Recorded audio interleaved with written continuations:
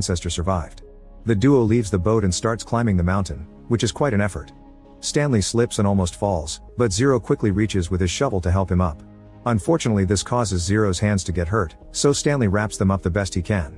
The boys keep going for a while, but soon Zero grows weak and falls.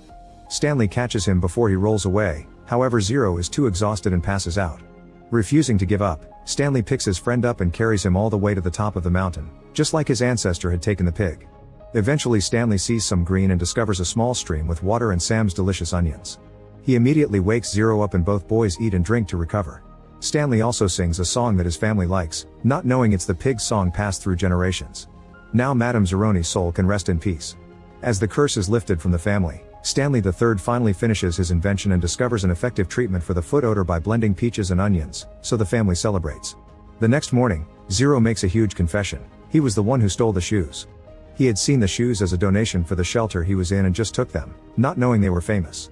However, the police soon went after him, so he took them off and threw them over the bridge, accidentally landing on Stanley. Zero ended up getting caught while stealing shoes from Payless the next day. Stanley isn't mad though, in fact he sees this as destiny and is glad it happened.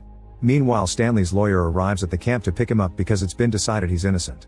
The warden kicks her out, but the lawyer promises to come back with reinforcements. Back to Stanley and Zero. Once they're feeling better, they return to the digging area and find the hole where Stanley found the lipstick. After lots of digging, they're excited to finally find the famous chest. At that moment the warden and Mr. Sir find them, however a bunch of lizards come out and cover both the boys and the chest to protect them. The warden decides to wait for the lizards to kill the guys and shares a story of how her grandfather used to make her dig even on Christmas. Morning comes and the lizards still haven't moved or bitten the kids. The wait is suddenly interrupted by the lawyer, who has arrived with a few cops. The warden invents a story about the boys stealing the chest from her office and running away with it, but Zero proves they're innocent by